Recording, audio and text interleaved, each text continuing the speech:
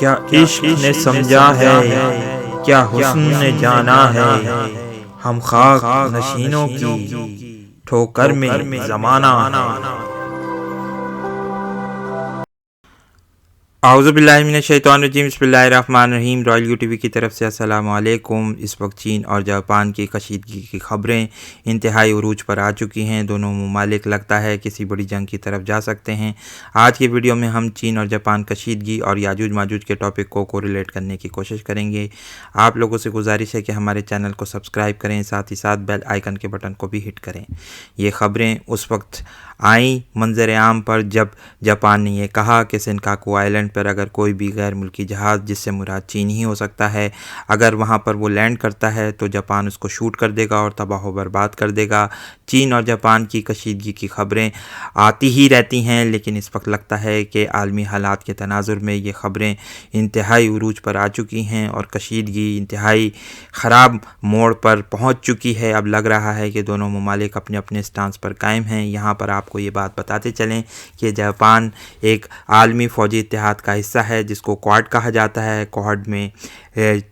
Japan ہے، India ہے، Australia ہے اور امریکہ ہیں۔ یہ چاروں ممالک جیسا کہ ہم نے آپ کو بتایا کہ ایک بڑے فوجی اتحاد کا حصہ بن چکے ہیں، اور کسی بھی ملک پر اگر کوئی حملہ ہوتا ہے تو دوسرا ملک اس کی مدد کرنے کے لیے پوری طریقے سے تیار ہوگا۔ سینکاکو آئلینڈ کی طرف اگر آئیں تو آپ کو بتاتے چلیں کہ یہ چائنا کے مشرق میں چھوٹے غیر آباد جزیرے ہیں جہاں پر کوئی بھی آدمی نہیں رہتا ہے، لیکن ساتھ ہی ساتھ یہ بات بھی کہی جاتی ہے کہ چین، جاپان اور تائیوان ان چھوٹے جزائر پر اپنے قبضے کا دعویٰ کرتے ہیں۔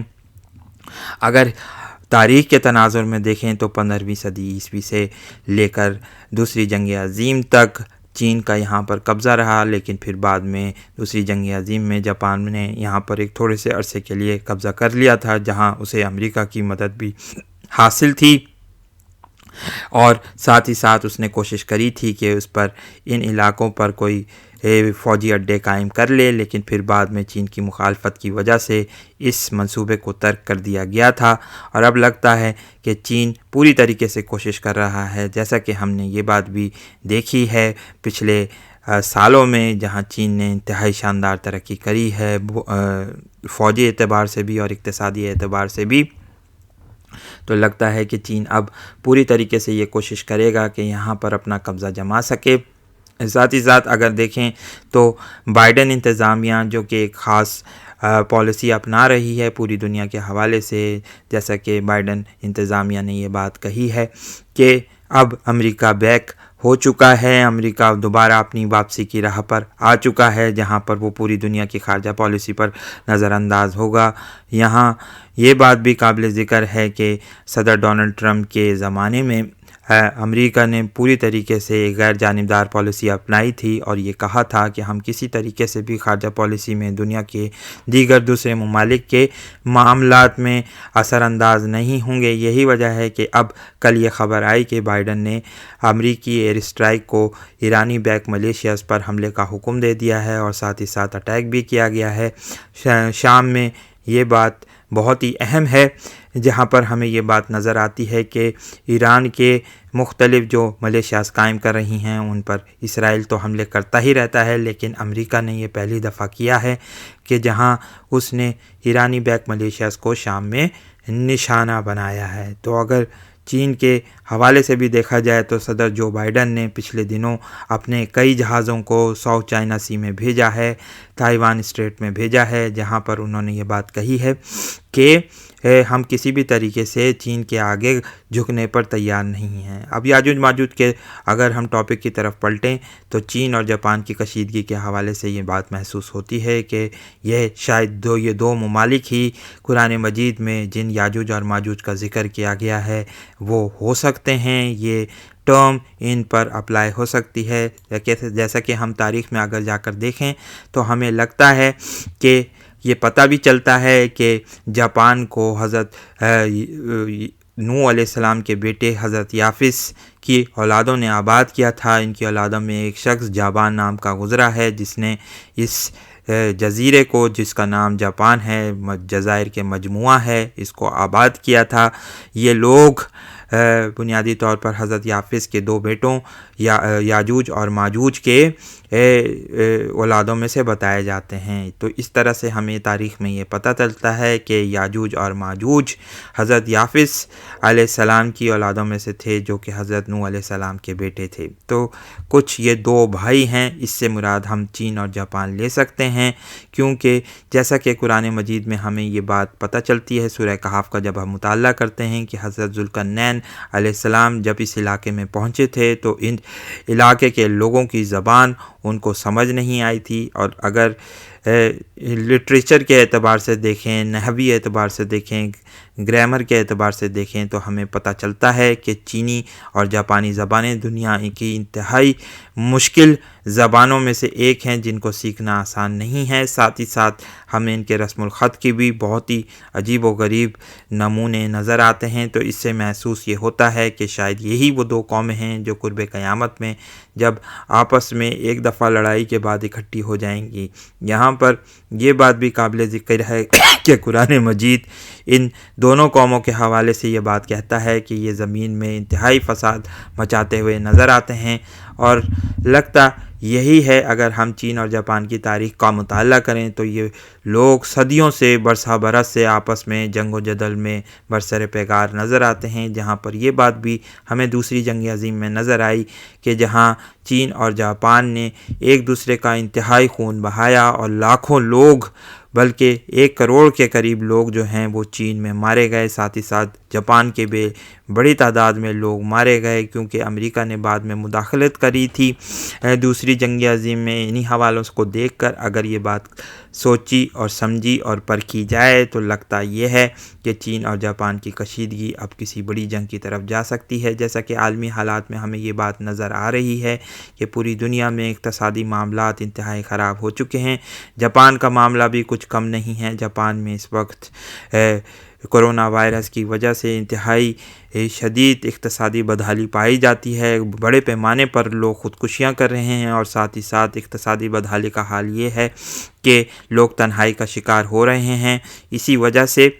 جاپان کی انتظامیہ نے ایک تنہائی کی منسٹری قائم کی ہے، وزارت قائم کی ہے۔ جاپان انتہائی خوبصورت تاریخ رکھتے ہوئے پوری دنیا میں خاص مقام رکھتا ہے۔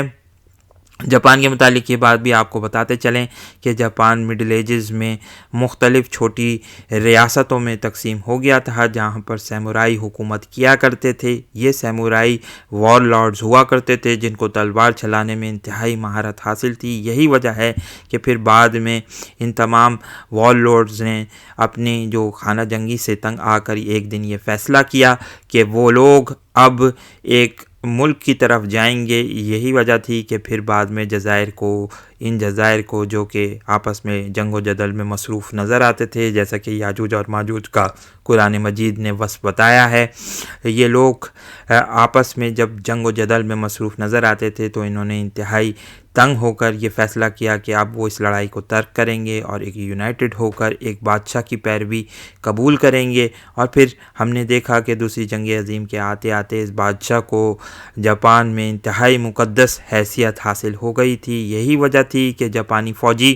جب امریکی فوجیوں پر حملہ کرتے تو ان کا یہ نظریہ ہوتا تھا کہ ہم اپنے بادشاہ کے لیے یہ مقدس قربانی دے رہے ہیں، کیونکہ بادشاہ ایک خدا کی حیثیت رکھتا ہے ہمارے نزدیک۔ یہی وجہ تھی کہ بڑے پیمانے پر جاپانی فوجیوں نے خودکش حملے بھی کیے، جو کہ اپنی نوعیت کے اعتبار سے تاریخ میں فدائی حملوں کا یا خودکش حملوں کا پہلا ایک ایسا موقع تھا جو کہ ہمیں نظر آیا۔ اور امریکی مورخین جو جنگ کے مورخین ہیں وہ یہ بات کہتے ہوئے ہمیں ملتے ہیں کہ انہی حملوں کی وجہ سے، خودکش حملوں کی وجہ سے جاپان نے امریکہ کو انتہائی شدید نقصان پہنچایا تھا دوسری جنگ عظیم میں۔ اگر ہم اپنے ٹاپک کی طرف واپس پلٹیں تو اس وقت چین اور سنگاپور ساؤتھ چائنا سی میں ڈرل کر رہے ہیں، جس سے محسوس یہ ہوتا ہے کہ سنگاپور بھی آہستہ آہستہ اب چینی الائنس کا हिस्सा बनता जा रहा है, जहां पर हमें मेजर शिफ्ट नज़र आ रही है। अभी पिछले दिनों पाकिस्तान और चीन ने भी